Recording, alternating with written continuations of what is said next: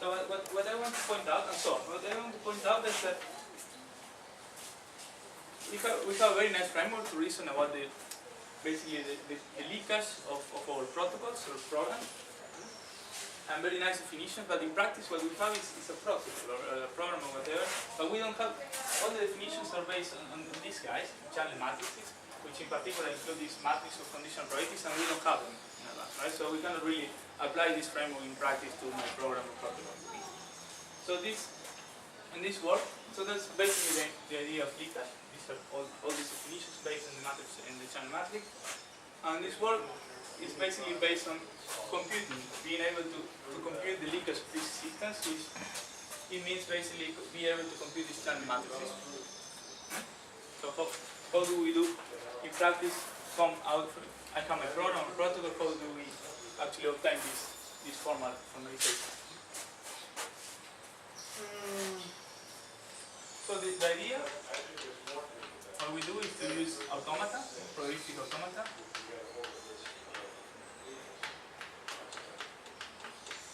to model whatever system we are considering, whatever information finding system.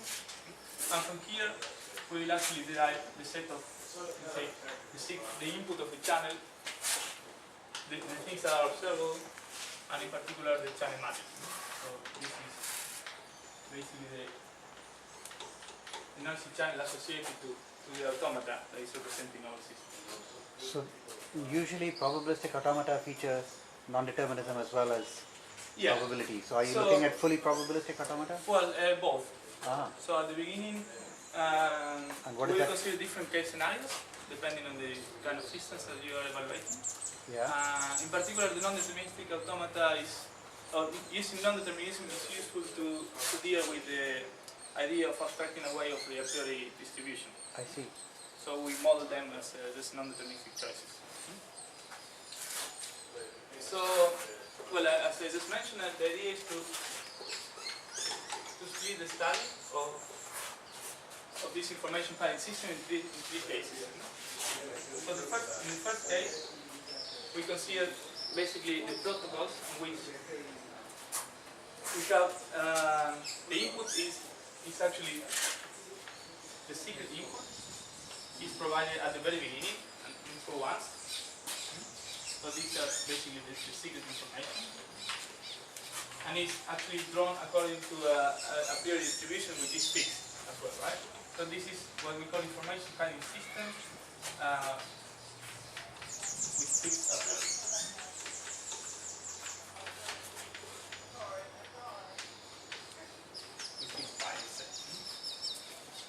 And then for the other cases, we'll relax a bit this kind of constraint.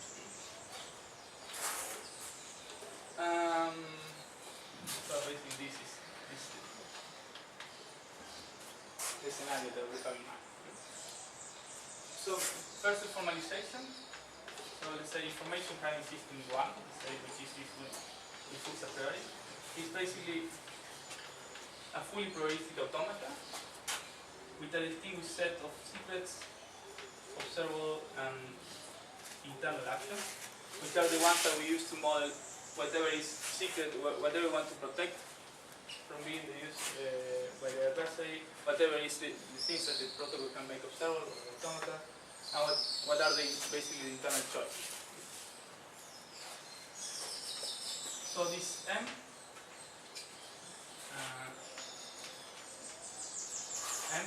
is a fully probabilistic automata now.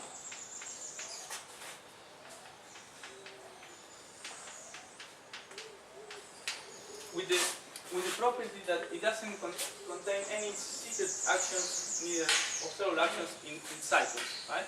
The automata can have cycles, but not with secret or observable actions. Otherwise, the input of our channel will be infinite, or the output. And then we are trying to actually compute things, and it gets more tricky. So all along the top, we consider finite input and finite output for the channel. And then we have this set of actions that are disjoint, and such that they all together are basically all the possible actions of the automata. This sigma is are the actions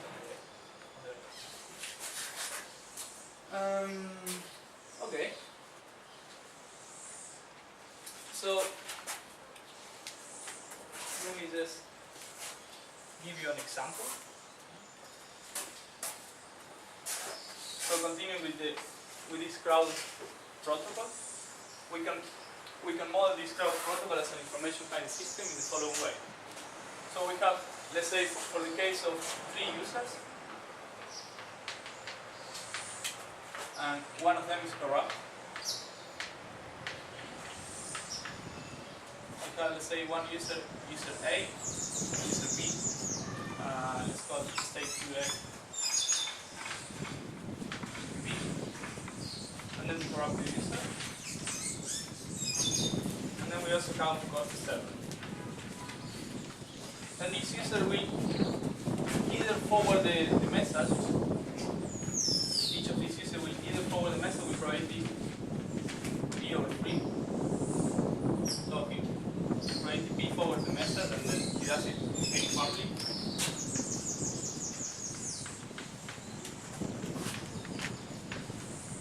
Or he can send the message to the server with probability 1 minus P. And then in order to model who is going to initiate the process, in order to model this secret information that the protocol is receiving, we have an initial state.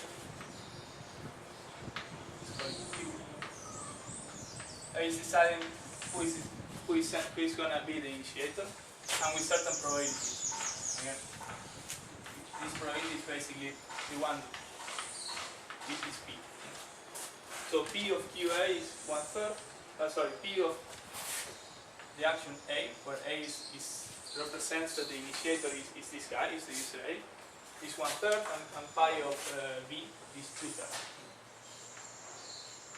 So these now A and B are the secret actions, the ones that we want to protect. And then we have some observable actions, which is basically what the adversary can observe. So if he receives a message from A, he can observe A, I say capital A, distinguish between the secret and the observer. If he intercepts a message from B, he observes B. And let's say in case he doesn't intercept any message, then the server will publish something and he will realize that there was a message sent to the server without him realizing, which represents U, which stands by undetected. So the secret actions are A and B. The observable actions are capital A, capital B, and undetected. And internal actions is only tau. And this tau I'm not drawing it here, but each of these, every time we forward the message to another user that is not the corrupted user, we have a tau action. So this is the way we model it, and once the corrupted user intercepts the message, he is send it to the server because he can't gain any extra information. So basically, once we have the model, we can actually define what is the noisy channel of this kind of automaton, right? So the noisy channel will be, in this case, A and B. A and B, lowercase. The observable actions are A, Q, A, B, U. And now we have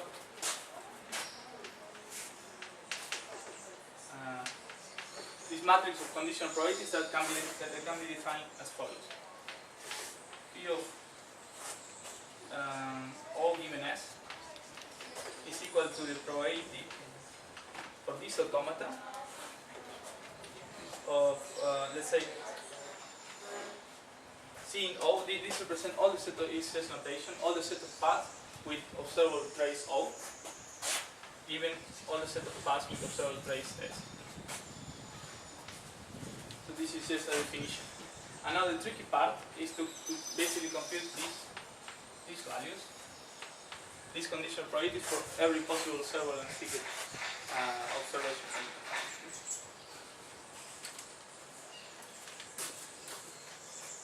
So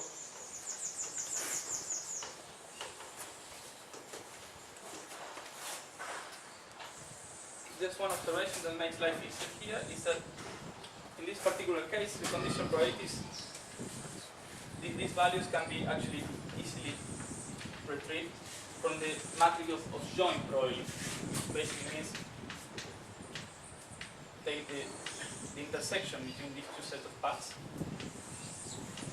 And since we have pi, we divide it by this value, right? So this is the same. And what we want to compute is this.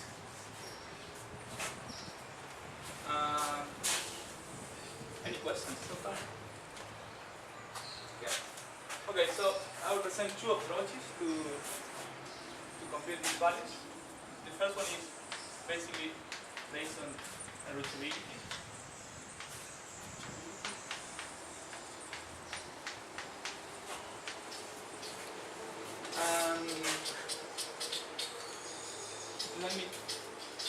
So the idea is to use standard reachability techniques in order to obtain these values.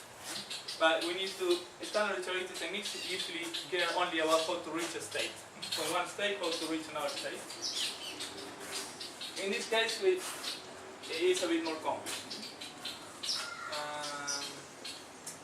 So let me first maybe show you the intuition. Let's say in the standard case, we want to say what's the probability of reaching, let's say, one particular state, and if it's more, well, without loss of generalization, in the sense that we can always, if we want to compute the probability of reaching several states, we can actually translate it in the problem which we have only one state.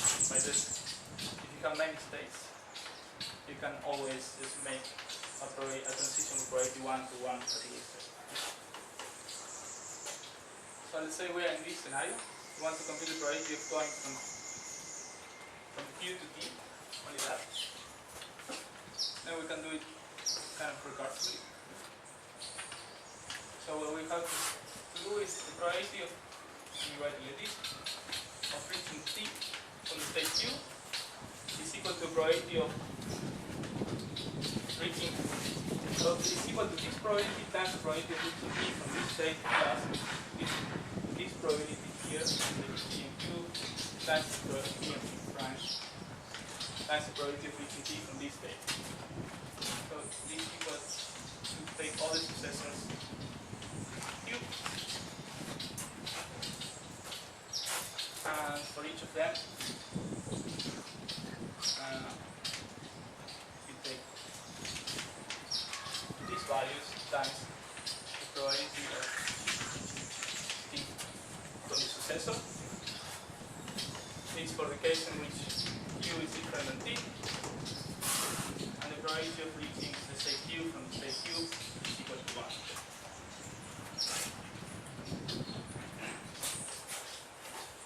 So now, the idea is to use this same equation. Now what we want to compute is in this context, the probability of from every state to, let's say, see a certain observation, delta. So this is just by definition. Then we put the comment probability of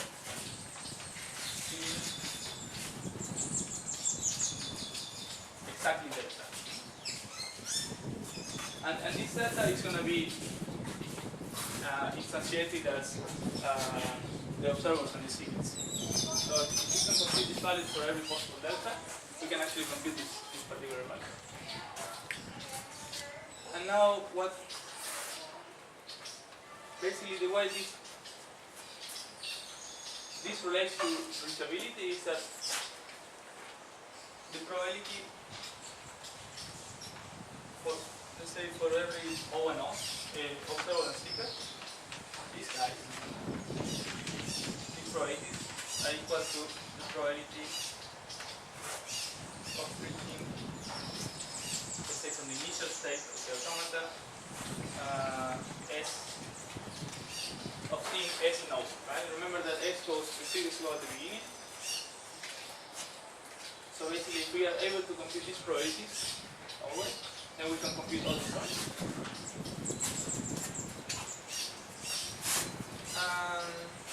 Okay, now it's just matter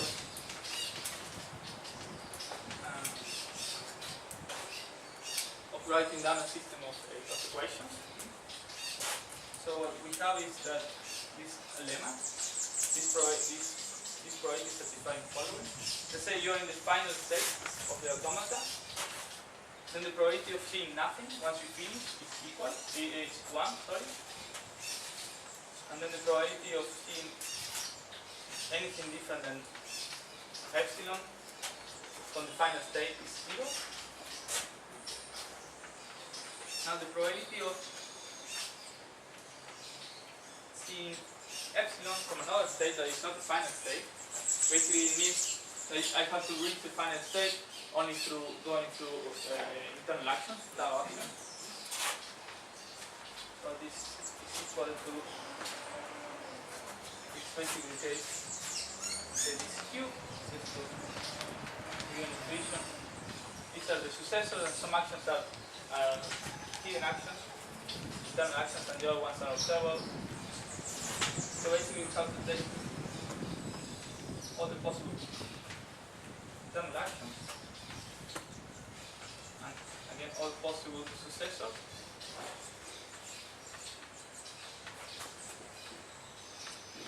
And instead of Q is basically gives us the distribution for state Q. And then start with the value H Q prime times the same thing for the successor. Alright, so now it says still only, it looks very similar, still reachability, but now we have to take into account basically what are the observations that we can make when we evolve through along the automata. Okay, and similarly you can define for delta,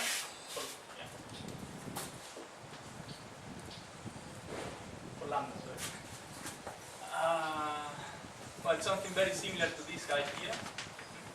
We can, in order to see delta, we can either move one step without consuming anything with delta, or we can just consume the first character.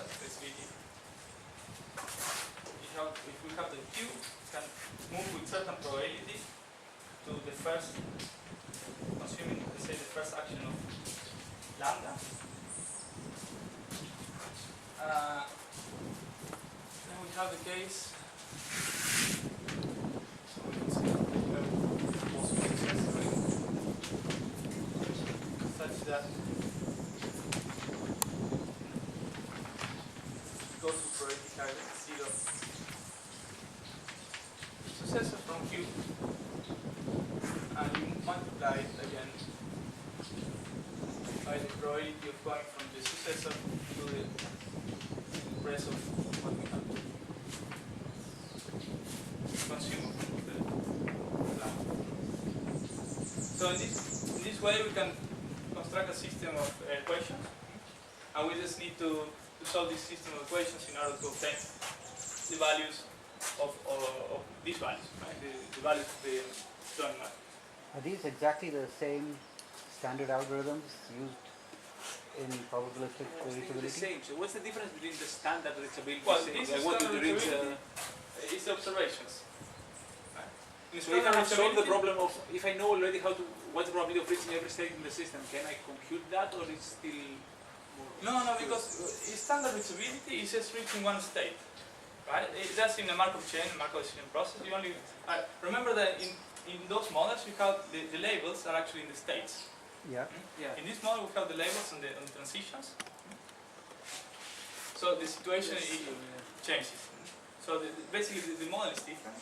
So can you just write down the thing as a PCTL formula or something? So Can you write down the probability that you're trying to compute as some kind of PCTL formula and use the standard? No. You cannot? You cannot. But what you can do is to first transform the automaton, if you can, but the space of state grows a lot, to first transform the automaton into a Markov decision process or a Markov chain. And then from there, if you can encode, let's say, every single observation and secret as a single state or a set of states in your new Markov chain. So you can, for this transition there, when you have a label, you can add an intermediate state that's labeled by that, Yeah. and then go somewhere, right? So Yeah, but then how do you write that in PCDR, right? Because then you have also the tab actions. So it's basically going to be an annihilation of a nested formula with many finalists, and you need one of those for each observer and for each seeker, right? So now this is the easy case, and with the seekers are at the very beginning, and then the observers. But the observers, remember, in this case we have single observers, but they might be concatenated, right? So there might be several observers. So in the end you get something like finally O1, and from the, well, finally you have finally O1 and finally O2 and so on, right? okay. So you have many reachability problems. One of those for every entry of the matrix. So in the end it's not. It's much bigger, yes. Yeah, and remember that the space state also grows a lot.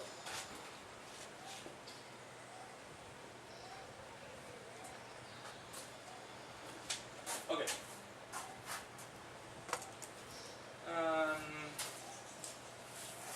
Let's see.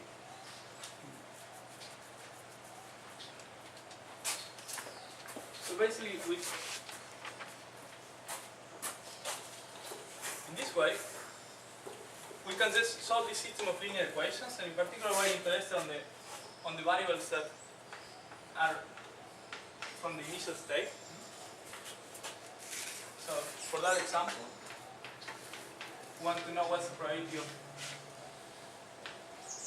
A being the sender and A being intercepted, the message of A being intercepted, and then similarly for B. So these are actually the values that we will obtain once we solve the system of linear equations. And similarly, for the case on which B is the initiator. And this is exactly the matrix of showing probabilities for A. For the sequence AB. Okay, so solving this system of linear equations actually give us the matrix of joint probabilities. Now just a little bit about the complexity of the problem.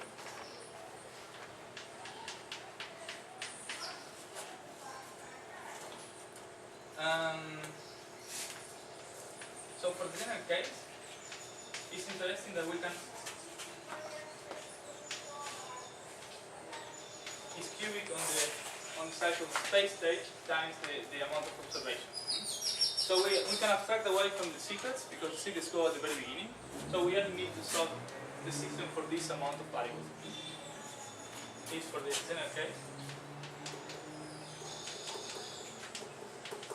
Remember, Costas, if you translate this problem into, if you will re-encode this into a Markov chain, then this space state will be different, way bigger. So for instance, for this simple case, it's 27 states with the Markov chain. And then for some particular cases, can I ask you something? Yeah. Does the cubic term come, because you're solving a system of yeah.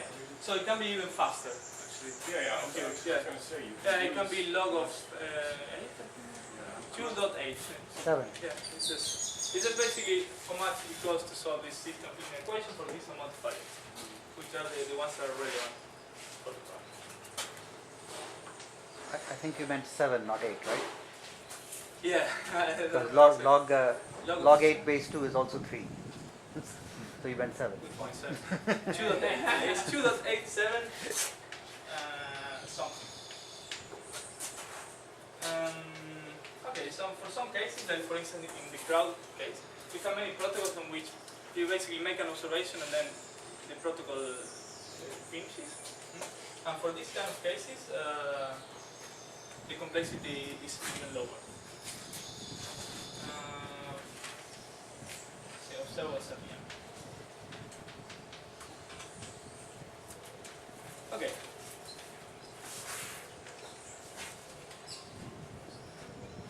So this is for reachability. Now we have another way to compute this matrix showing probability.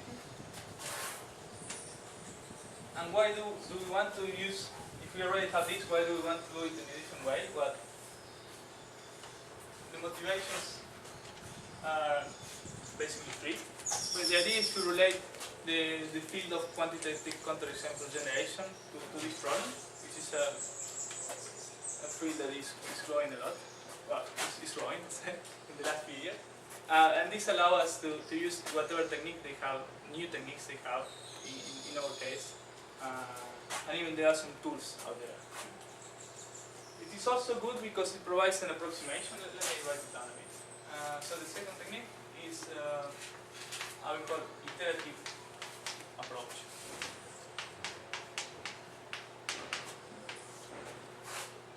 So the advantage is that there is a connection with quantitative counterexample generation. It provides approximation. So approximation for the channel, for the joint matrix, and for the leakage.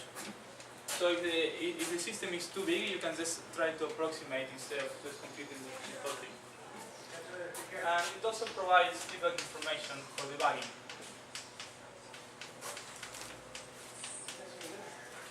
So in case your system has a very high leakage, you can use these techniques in order to try to actually follow an execution of the protocol and see exactly where the leakage is coming from. Well, exactly. That's basically the aim of quantitative counterexample generation. Okay, so Can you briefly tell what is quantitative that's coming right. generation? So you know the idea of counterexamples in model checking? It's the same notion, so basically counterexample generation. So basically here, these guys, it is for quantitative model checking. They have a model of their system and they want to check things of the form, the probability of certain event happening. Well, where this event can be, for instance, reaching a deadlock state, is at most B, let's say. They want to check this kind of form. And now, the point is that when this doesn't work, these systems are generally huge and very complex. They have probabilities, non-dimensional stuff like this. So they actually want to be able to debug the system, find what went wrong with the design. So basically what they have to construct is what they call a counterexample, which is evidence of why the property is not being satisfied, with the hope of using those evidence in order to find the problem. So a counterexample formula is a set of paths of this model, such that this path doesn't satisfy the good formula, and the probability of this set is higher than B. So this is a formal proof of the fact that this model, this M, doesn't satisfy this. I can find a lot of paths of M such that the mass probability of all those paths is actually higher than the bound. So this guy is okay. So let me let me tell you before why this is useful.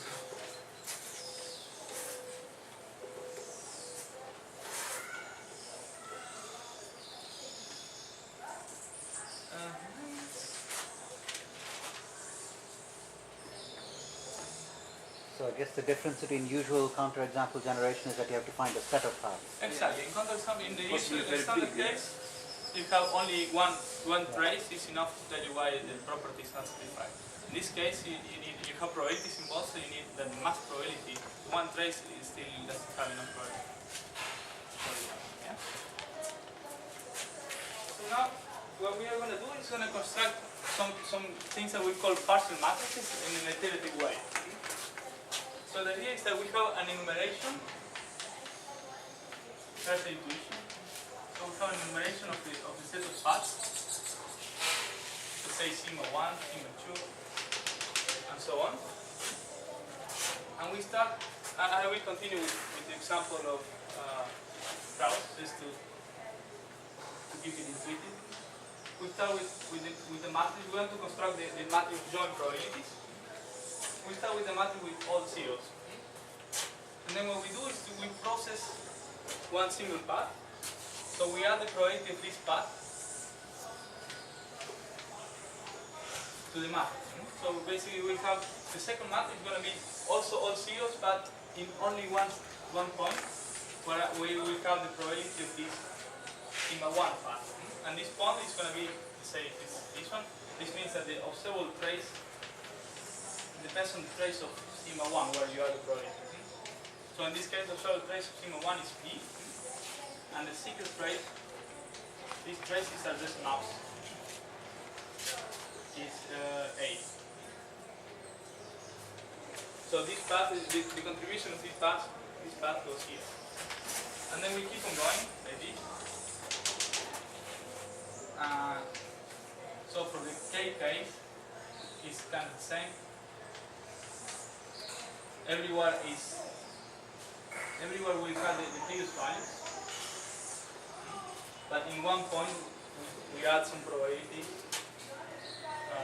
So in one particular point we have the previous value plus, say, sigma k, plus the probability of this sigma k. And then if we continue doing this, we reach in the limit the actual matrix of showing probability, which is what we want. So and this, so I'll give you the formal definition.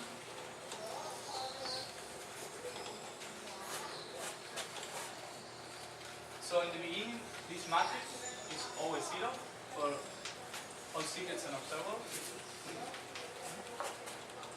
And then when we add the path k, the k plus 1 path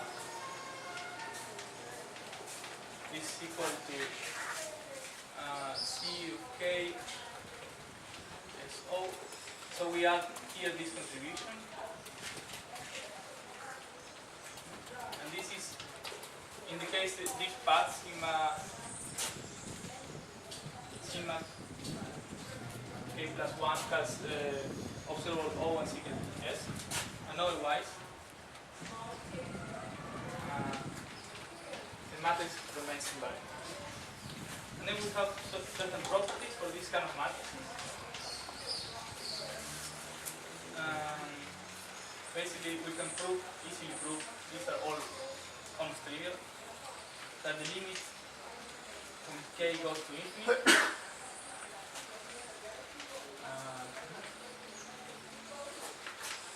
is equal to the actual joint matrix of probability of our automata. And the same happens for the leakage of this guy, for whatever notion of leakage you consider.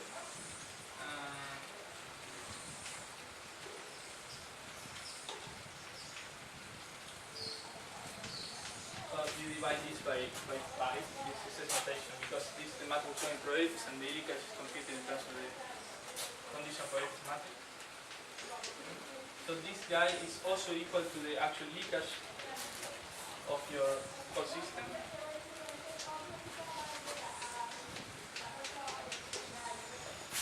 And furthermore, for all k, we have that the leakage of the system, let me write it this, like the leakage of the automata is bounded by the leakage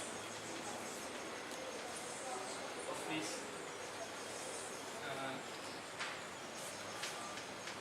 partial matrix. So for every iteration, we know that the leakage of our system is actually higher than the leakage for this particular partial matrix that we are constructing. And we have also a smaller equal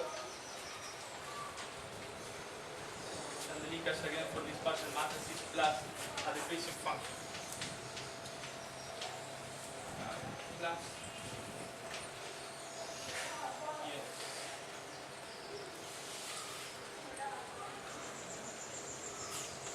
so this function is decreasing and this is increasing. So in the end, when we keep on adding paths, we actually approximate the actual leakage from both sides. But of course, this doesn't work very well as it is. I mean, we just say, take an enumeration of set of paths and keep on doing this, that you have a big drawing which is convergent, right?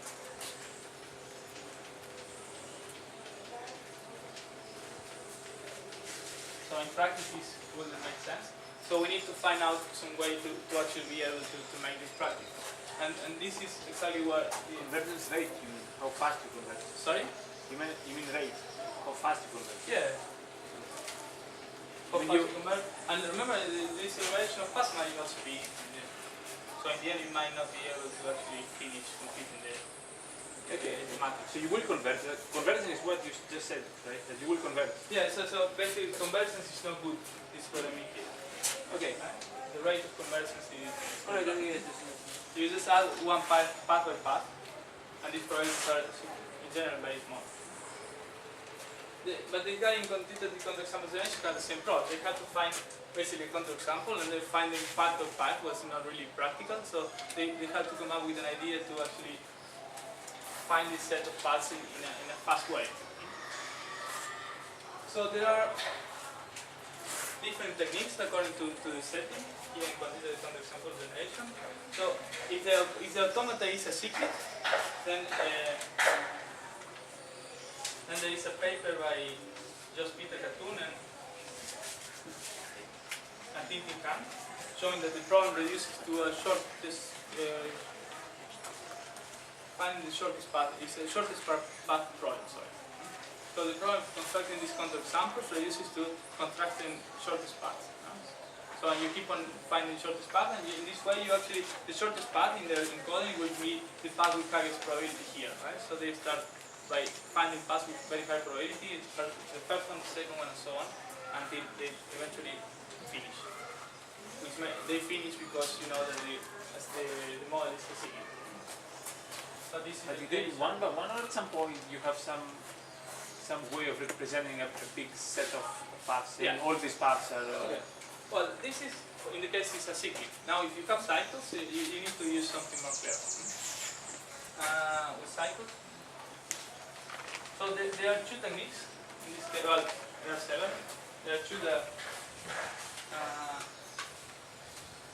that I will mention here. One of them is using regular expressions, and the idea is to represent many paths together just by one regular expression. And the other one is just by doing some analysis of strongly connected components on the automata. And that's, let's see if I can tell you. Okay. So let me try to tell you very briefly.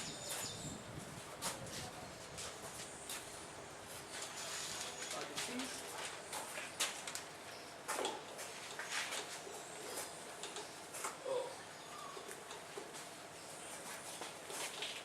I will tell you this intuition, otherwise I won't have time to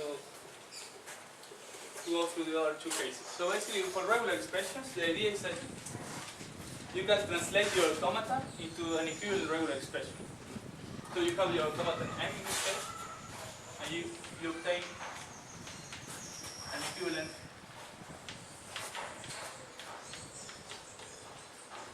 regular expression of M, which is of the form R1, R2, up to Rn. And this is and then each of these regular expressions represents a possibly infinite set of paths.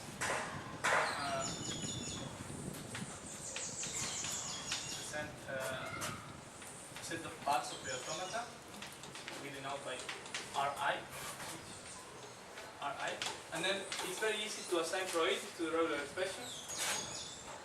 So each regular expression has a probability, which is equal to the probability of all paths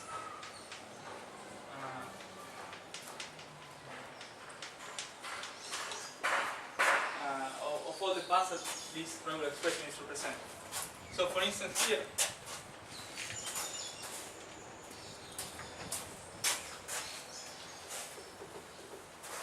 we could have something like a regular expression is the initial state, and then you move to the state QA, for instance.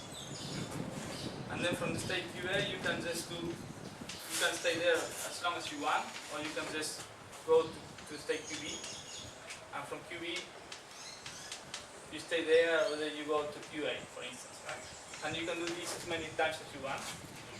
And then you go to the corrupted state, and then you go to the zero state. So for instance, this is one of these RIs that are equivalent to this automata. And then this single regular expression is representing all possible paths that are kind of following this expression. So what we do is to add to the matrix, to the iterative matrix, instead of adding one path at a time, we add the probability of all these paths together.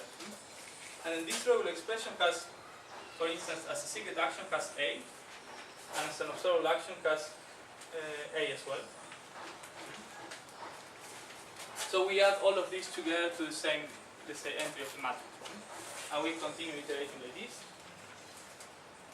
So the other case is using chronic component analysis. And the idea again is to kind of compress many paths at once, right? So instead of generating regular expression, in this case, what we are going to do is to obtain from the original automata, to obtain a cyclic automata that preserves all the important probabilities. So we are going to obtain something like this. So this is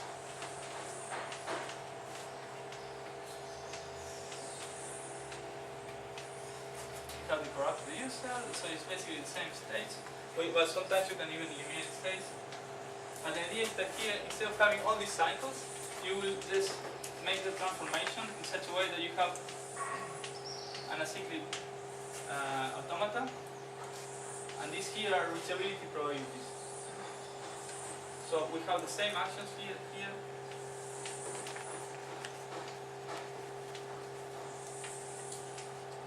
And we have different probabilities. And the idea is that in this way we will have to process, if this is an acyclic path, we are going to have to process only very few paths, in this case 6. And each of these paths is representing basically, for instance, the path Q0, Q8, and then take this transition and going to the corrupted user represents the probability of the initiator being QA, and then somehow the corrupted user intercepting the message from A. Does that make sense?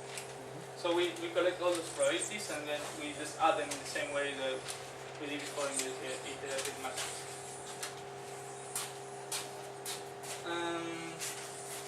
Okay, let me jump to the second case, otherwise I'm not going to have time to finish. So for the debugging, again, these techniques are special for debugging, so we can use basically this now, instead of just having a matrix, we have all these paths that are contributing to the matrix, so we can actually study those set of paths here with the regular expressions in order to actually look for the places where the probabilities are very high.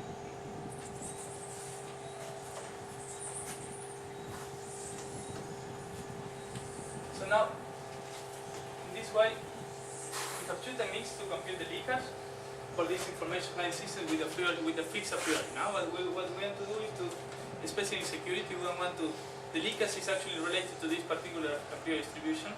So what we want to actually do, is to abstract away from this fixed a priori and want to say basically the leakage is very low for whatever a priori distribution you take. So we have the second case. So these are information filing systems with variable pi. And basically the only. But you have already computed the matrix, right? So you have. Yeah. The matrix does not depend on the. Right, exactly. Yes. Well, the matrix that what we have is a channel with joint probabilities. It's a matrix of joint probabilities, and those do depend on the priori distribution. But basically, what you're saying is right. You can change these probabilities since you have the secrets at the beginning. Yeah. You can change these probabilities in whatever way you want, and the conditional probabilities are going to be the same.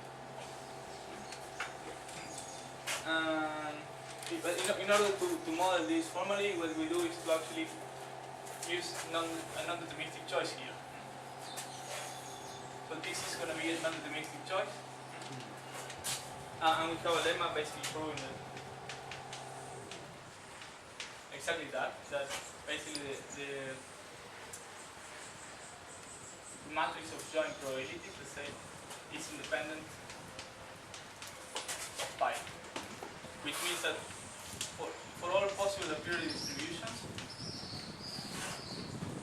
you have that for this kind of systems, the probability of O given S, when you actually consider pi, is equal to the condition of probability when the priori distribution is rho instead of pi.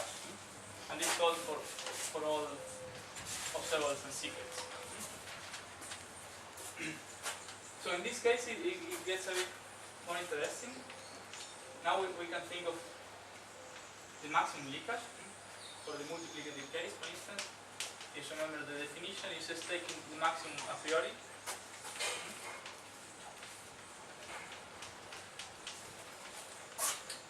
But then this channel is going to be fixed.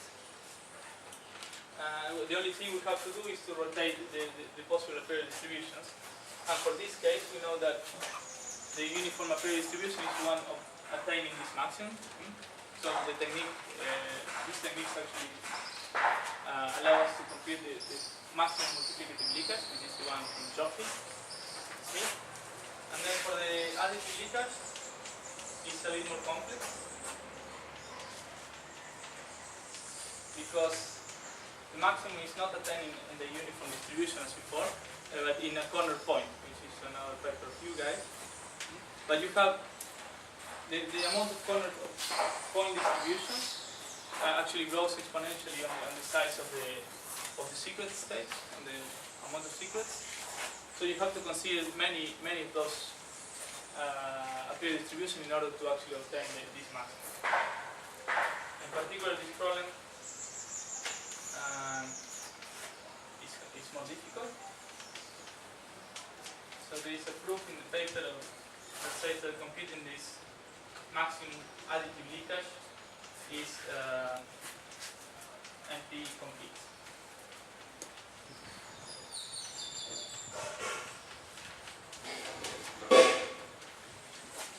For the last case,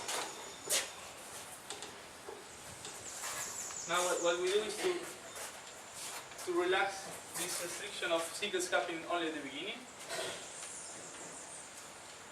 So now there can be an alternation between secrets and observables. Complete. Really? I'll show you. Surprising. Yeah, you cannot do better. You have to actually check them out. But let me just go to the final case, otherwise I won't. So this is kind of introduction to Mary stuff. So now the last relaxation on the constraints is about the secrets happening only at the beginning. So now we can have a protocol that has like a first stage of the protocol, receives some secret information, and then produces some observable information, and then receive some extra secret information, and so on. So for instance, you can consider an auction, and in this auction we have several, let's say, stages, several rounds of biddings, and for each bidding the users might just make a bid anonymously, and then there is the observation, which is the maximum bid, but still you want to protect the identity of the maximum bidder. Other examples are in game theory or in the zero knowledge problems also can be considered as an interactive system. So these interactive systems, interactive information handling systems, are the same as before, but the difference is that now, again, the secrets and the observers can alternate.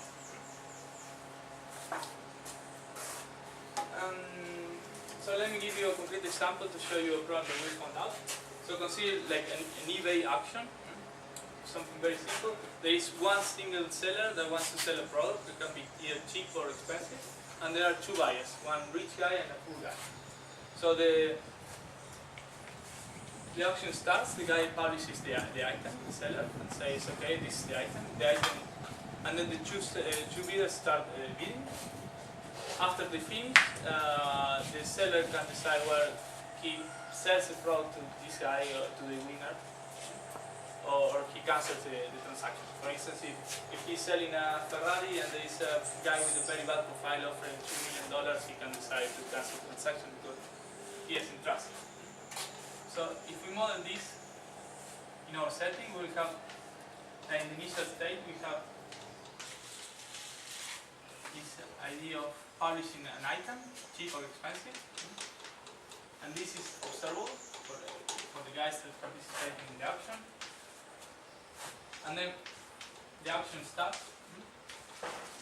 and then we abstract a bit away here and we say, well, the winner of the auction was either the rich guy or the poor.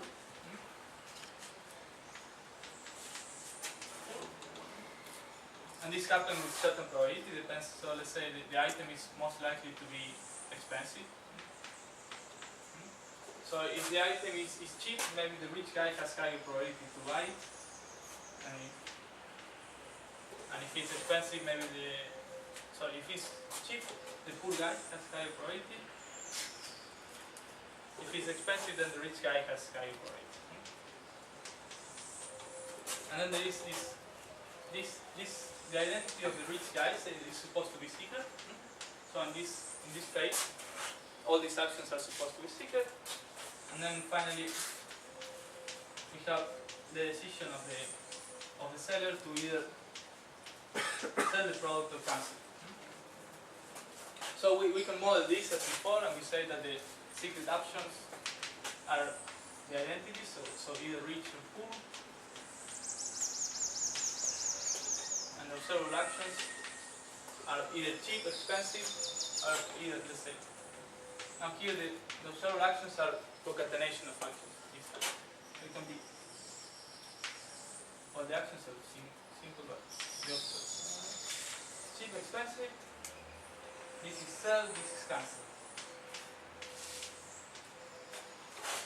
Sell and cancel. And we didn't need any internal action in this case. But then it is very easy to realize that if you want to construct the matrix with condition probabilities, the condition probabilities on these kind of automatas actually depend on the distribution on this sequence. So since you have two states that define, let's say, rich or poor, if you change the probabilities, the distribution over these two states, then the global condition probabilities change. And this violates the requirement of that I mentioned before about the channel matrix being independent from the a priori distribution pi. So in this case, we cannot really model this kind of systems using the traditional information theoretical approach, which is an OC channel. Now we can still compute leakage so we cannot extend it two ways, right? In the sense to have a free a priori distribution and to have alternation with secrets and observables. But we can still, if we have a fixed a priori distribution, we can still compute the leakage. Remember that the techniques we have allow us to compute actually the joint probability for every observer and secret, and this is all what we need. So basically, a posteriori vulnerability can be, it's actually this guy. You rotate the observables,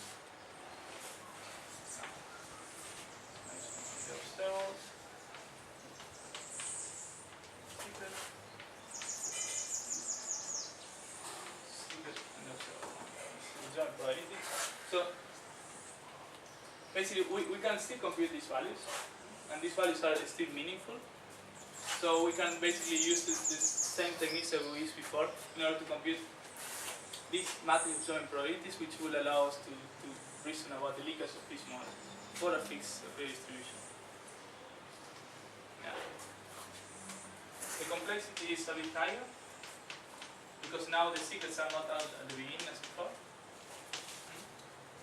So now it says all of the amount of secrets times the amount of observables times the space state. Okay. I think that's it. Okay, thank you.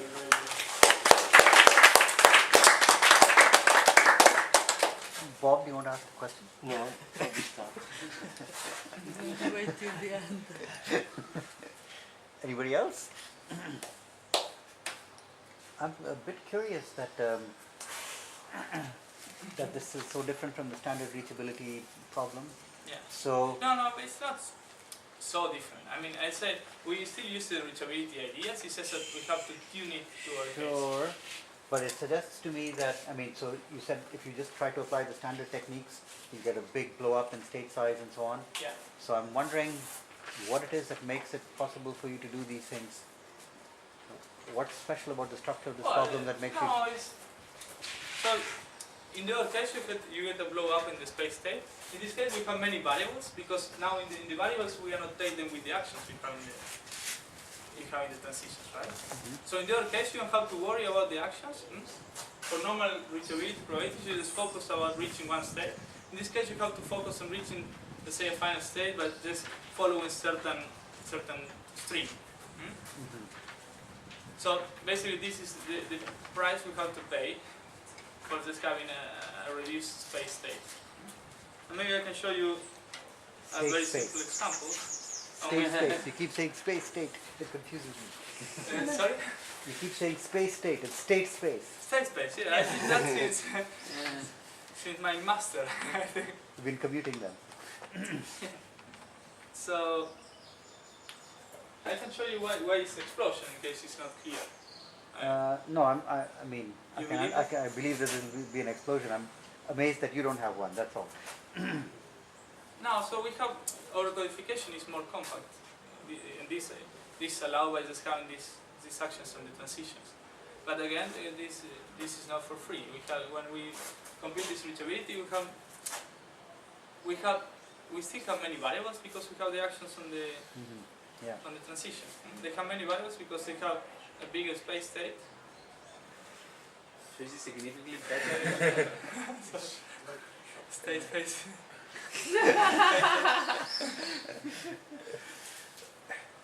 Okay, very good. Any other question? No? Thank you again.